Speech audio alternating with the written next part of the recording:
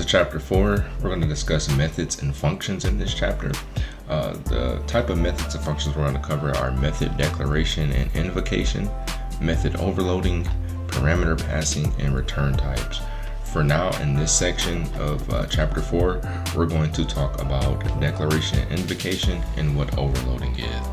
So, methods in C# are blocks of code that perform a specific task. These are declared within a class, and then once we declare our method, then we can invoke or we can call it and execute the code that we placed inside of that method.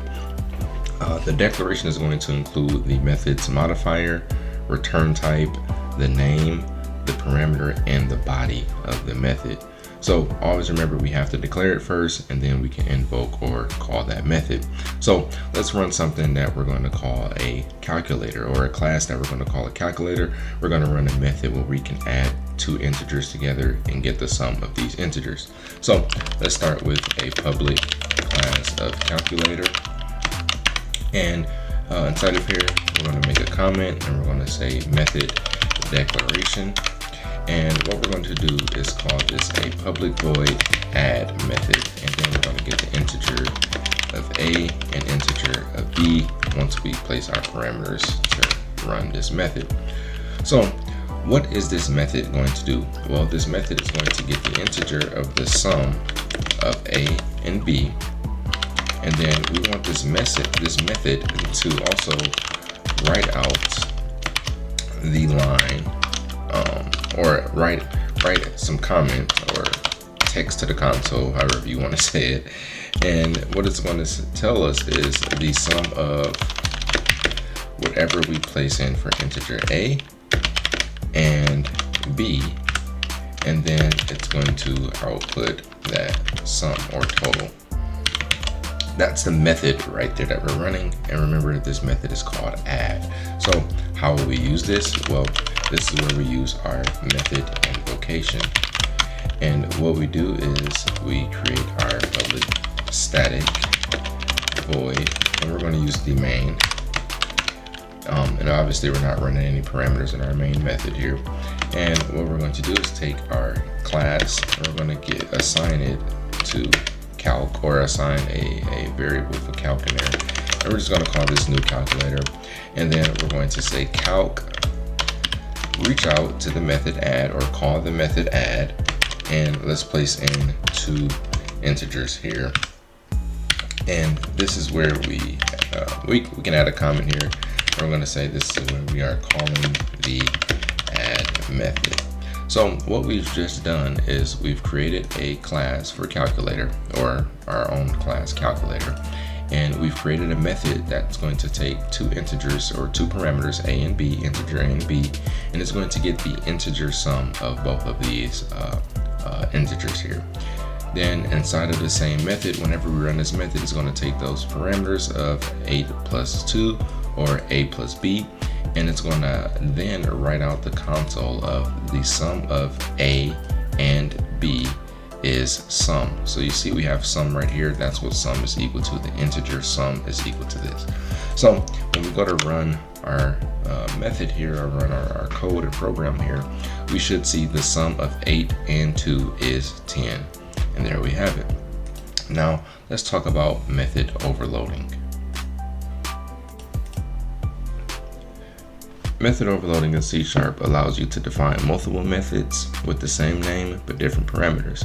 So this allows us to just use the same method name for different behaviors based off the type that we need, or the number of parameters being passed.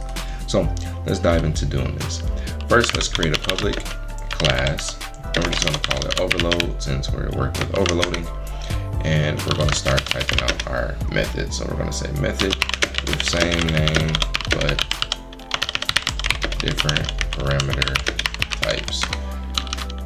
Then we're just going to say method name used, and I'm going to say display. So we're going to do public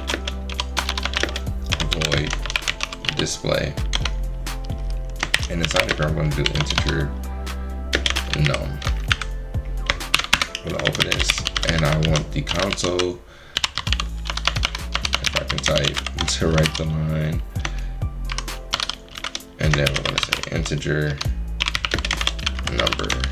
And then inside of here, we're going to do num because we want it to print out that parameter that we have inside of there. And it's going to grab that.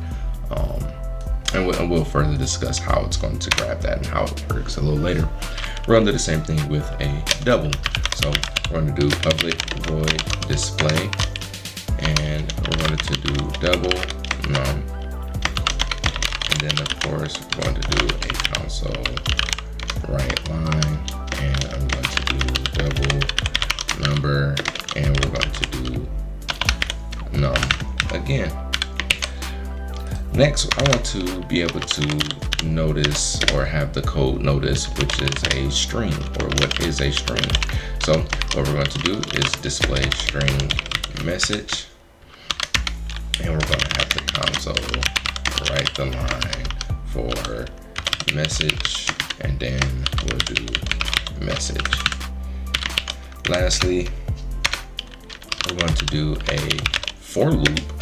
And what we're going to do is display string message, and I want to be able to print out the same message a number of times. So what we're going to do is do integer times, and then inside of here we're going to do for integer I is equal to 0, and then we'll say as while I is less than times I plus plus. And this is going to allow us to place a parameter inside of here, and while I is less than this parameter, it's going to print it out that number of times until obviously it reaches that parameter. So then what we're going to do is console write line, and we're going to do message, and then our curly brackets, and we're going to do I plus 1, and then of course we're going to do message. So what this is going to allow us to do is, or what this for loop is doing here, I should say, is it's taking the message from the string. So it's going to take the message from the string, but as well as print out the numerical iteration that I is landed on per the line, depending on how many times we want this to be outputted. So if I put a message inside of this string parameter and I say hello, and then I put 6, it's going to say hello 6 times, but it's also going to print out that iteration next to the message, so we can see how many times it did print it out. Lastly, what we're going to do is we're going to create a main method. So we're going to do public static void main, and this is where we're going to place in our data to see how our code is going to work. So we're going to go overload example, and what we're doing is just we're creating a new variable here in order to properly run the code, and then we're going to say new overload, and I'm going to close that. So I want to check if we can run a integer. So we're going to check to see if that's an integer. Then I'm going to check to see if we can get a double to show. All right, so we'll see if that's going to be a double, and then I'm going to check to see if we can get a string to show. So I'm going to say chapter 4 is fun. You can place whatever you want inside of these values, and we'll see how it works. I'm just giving an example in my area, and then or in my IDE, I should say. And then lastly, we're going to check to run this for loop, and we're going to say hello world, and then I'm going to do a comma, because remember, running this parameter here, or this set of parameters here. So I want hello world to print out 4 times. So if I go to run this code, we should see integer 20, double 8.3, message chapter 4 is fun, and hello world printed out 4 times. And as you see, we have integer 20, double 8.3, chapter 4 is fun, message 1, 2, 3, and 4, all are hello world. So what happens if I take chapter 4 is fun and I place it there, and then I decide to take hello world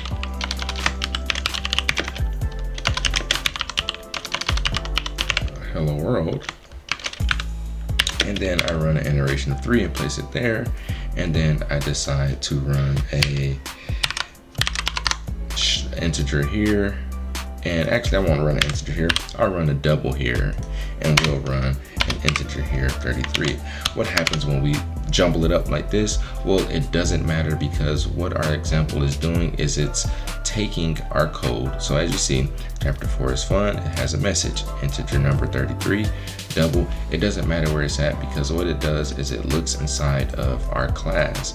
And since these don't have any specific data type placed next to them, it's going to check all of these lines to see where it's true at.